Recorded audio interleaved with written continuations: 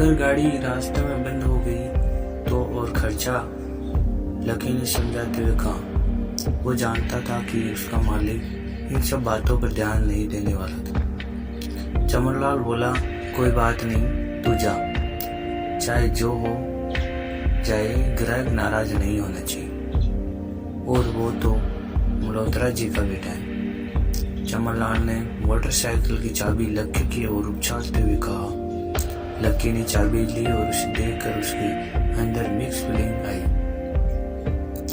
एक तो वो खुश हुआ कि बड़े दिनों के बाद बाइक चलाने मिलेगी, पर वही दूसरी तरफ दुखी इसलिए हुआ कि बाइक मिली भी तो ऐसी तेज बारिश में, अगर खराब हो गई तो इसकी चपेट भी उसके शरीर बढ़ेगी।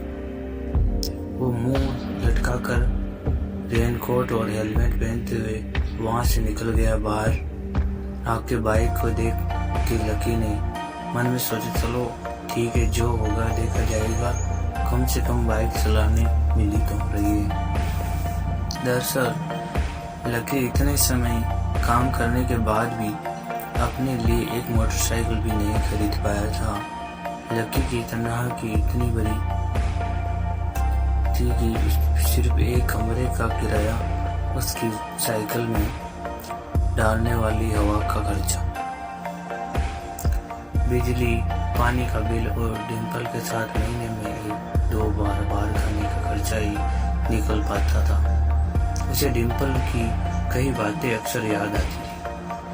लकी, अगर अगले 2 महीने में बाइक नहीं खरीदी ना तो मैं तेरे से ब्रेकअप कर लूंगी, देखना।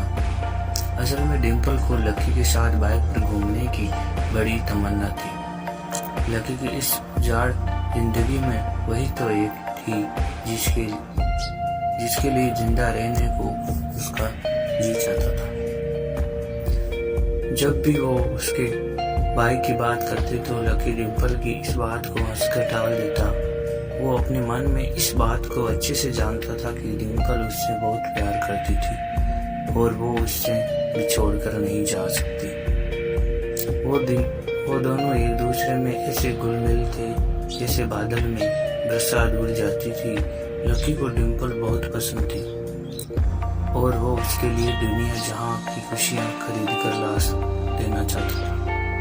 वो चाहता था कि एक दिन में वो डिम्पल को पैनल में बिठाएगा, और लेकिन उसके ये सब ख्याल इस कम तनाव की नौकरी की वजह से तो कभी पूरे नहीं होंगे।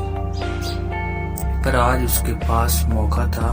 वो डिम्पल को अपने साथ इस बारिश में राजपथ घुमाना चाहता था। वो उस दिल्ली दिखाना चाहता था और चमनलाल को देने के लिए उसने पहले से बहाना सोच रखा था।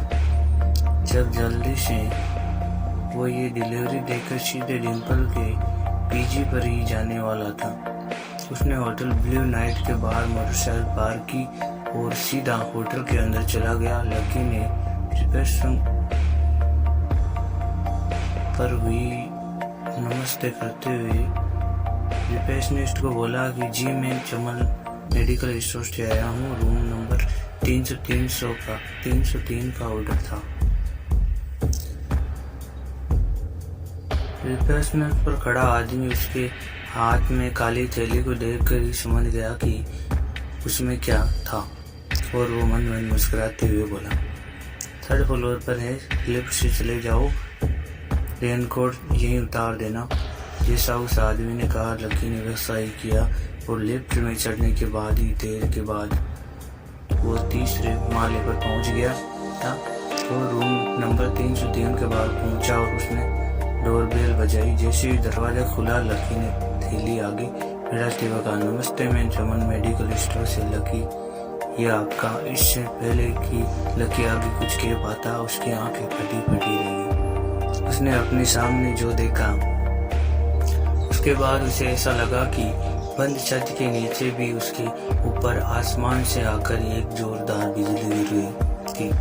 उसके सामने एक लड़की खड़ी थी। वो लड़की और कोई नहीं बल्कि उसकी गर्लफ्रेंड डिम्पल ही थी। उसने एक पर्पल कलर का नाइट गाउन पहना हुआ था। उसके काले घने बाल गीले थे और उसने उन्हें अपने कंधों पर फैला रखा था। उसकी खुशबू से ही ये चीज साफ पता चल रही थी कि वो अभी अभी नहाकर आई थी। डिम्पल तू यहाँ क्या कर रही हो? लकी को अपनी आंखों पर विश्वास नहीं हो रहा था।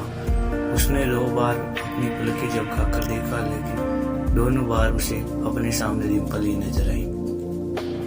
तुम यहाँ क्या मेरा पीछा करते हुए आए हो? डिम्पल ने उल्टा उसी के ऊपर पलटवार करते हुए कहा। लकी को देखकर उसके दिल की धड़कन भी तेज हो गई। उसे उम्मीद नहीं थी कि लकी यहाँ आ जाएगा। उसने ना तो सुबह से उसे फोन किया था और ना ही उसकी मैसेज का कोई जवाब दिया था। वो अपने मन में सोच कर बैठी थी कि वो अगले दिन खुद ही उससे मिलकर बोल देगी कि उसे तबीयत खराब थी। डिम्पल बेबी क्या हो गया? किससे बात कर रही हो? अचानक से एक गबरू जवान का सा लड़का दरवाजे के पास आकर खड़ा हो गया। उसने बनियान और चड्डा पहना हुआ था।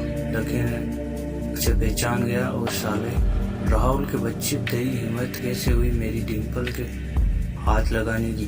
लकी ने जैसे ही राहुल को देखा उसके तन बदन में मानो आग लग गई थी। तो उसे इस वक्त इतना बुरा मारना चाहता था, इतना बुरा पीटना चाहता था जिसकी कोई हद नहीं थी।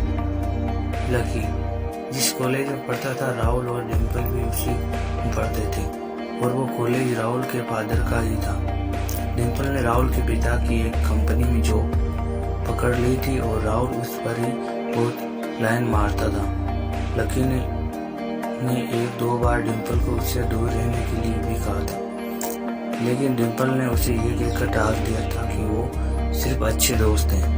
आज भी इससे पहले कि वो आगे बढ़ता, डिम्पल उन दोनों के बीच में आ गई और रुक जाओ, डिम्पल ने गुस्से में कहा और लकी के सीने पर हाथ रखकर उसे रोक दिया।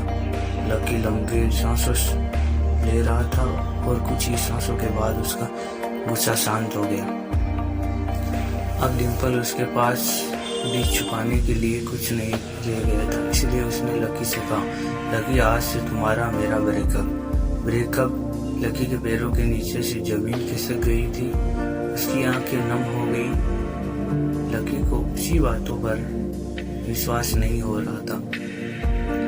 उसने डिम्पल की ओर देखा और बोला, डिम्पल हम पिछले 1 साल से एक दूसरे के साथ हैं और तुम हो कि मुझसे ब्रेकअप करना चाहती हो?